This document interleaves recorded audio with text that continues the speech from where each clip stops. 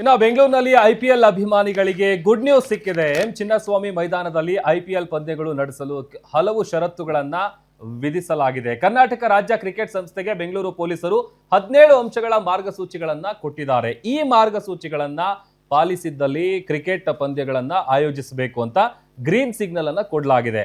ಕಾಲ್ತುಳಿತ ದುರಂತದ ಬಳಿಕ ಸ್ಟೇಡಿಯಂನಲ್ಲಿ ಯಾವುದೇ ಪಂದ್ಯಗಳು ನಡೆದಿರಲಿಲ್ಲ. ಆದ್ರೆ ಇದೀಗ ನಿವೃತ್ತ ನ್ಯಾಯಮೂರ್ತಿ ಮೈಕಲ್ ಡಿ ಕುನ್ನಾ ವರದಿ ಆಧರಿಸಿ ಕ್ರಿಕೆಟ್ ಪಂದ್ಯಗಳನ್ನ ಆಡಿಸೋದಕ್ಕೆ ಸರ್ಕಾರ ಪರ್ಮಿಷನ್ ಕೊಟ್ಟಿದ್ದು, ಭದ್ರತೆ ಜವಾಬ್ದಾರಿಯನ್ನ ಗೃಹ ಇಲಾಖೆಗೆ ವಹಿಸಲಾಗಿದೆ. ಇದರ ಬೆನ್ನಲ್ಲೇ ಅತ್ಯಗತ್ಯ ಭದ್ರತಾ ಕ್ರಮಗಳನ್ನ ಕೈಗೊಳ್ಳುವಂತೆ ಬೆಂಗಳೂರು ಪೊಲೀಸರು ಸೂಚನೆಯನ್ನ ಕೊಟ್ಟಿದ್ದಾರೆ. ಅಂದ್ರೆ ಒಂದಷ್ಟು ಸ್ಟ್ರಿಕ್ಟ್ ರೂಲ್ಸ್ಗಳು, ಗೈಡ್ಲೈನ್ಸ್ ಅನ್ನ ಏನೇನಿದೆ ಆ ಗೈಡ್ಲೈನ್ಸ್ ಅಲ್ಲಿ ಅಂತ ನೋಡ್ತಾ ಹೋಗೋದಾದ್ರೆ, ಸ್ಟೇಡಿಯಂ ಸುತ್ತ ಪಾರ್ಕಿಂಗು ಮತ್ತೆ ಪಿಕಪ್ ಡ್ರಾಪ್ಗೆ ವ್ಯವಸ್ಥೆ ಮಾಡಬೇಕು.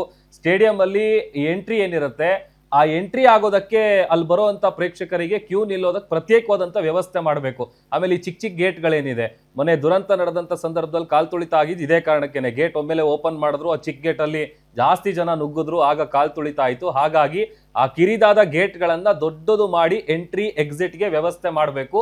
ಅದರ ಜೊತೆಗೆ ಸ್ಪೆಷಲಿ ಲೇಡೀಸ್ಗೆ ಮತ್ತೆ ಚಿಕ್ಕ ಚಿಕ್ಕ ಮಕ್ಕಳಿಗೆ ಎಂಟ್ರಿ ಮತ್ತೆ ಎಕ್ಸಿಟ್ ಇದಕ್ಕೆ ಪ್ರತ್ಯೇಕವಾದಂತ ವ್ಯವಸ್ಥೆ ಮಾಡಬೇಕು.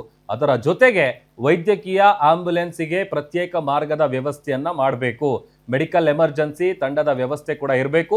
ಅಗ್ನಿಶಾಮಕ ದಳ, ವಿದ್ಯುತ್ ಇಲಾಖೆಯಿಂದ ಆಡಿಟ್ ವರದಿಯನ್ನ ಪಡಿಬೇಕು. ಈ ತರದೆಲ್ಲ ವಿಚಾರಗಳನ್ನು ಕೂಡ ಆ ಒಂದು ಗೈಡ್ಲೈನ್ಸ್ ನಲ್ಲಿ ಉಲ್ಲೇಖ ಮಾಡಲಾಗಿದೆ. ಇದನ್ನೆಲ್ಲ ಫಾಲೋ ಮಾಡಬೇಕು.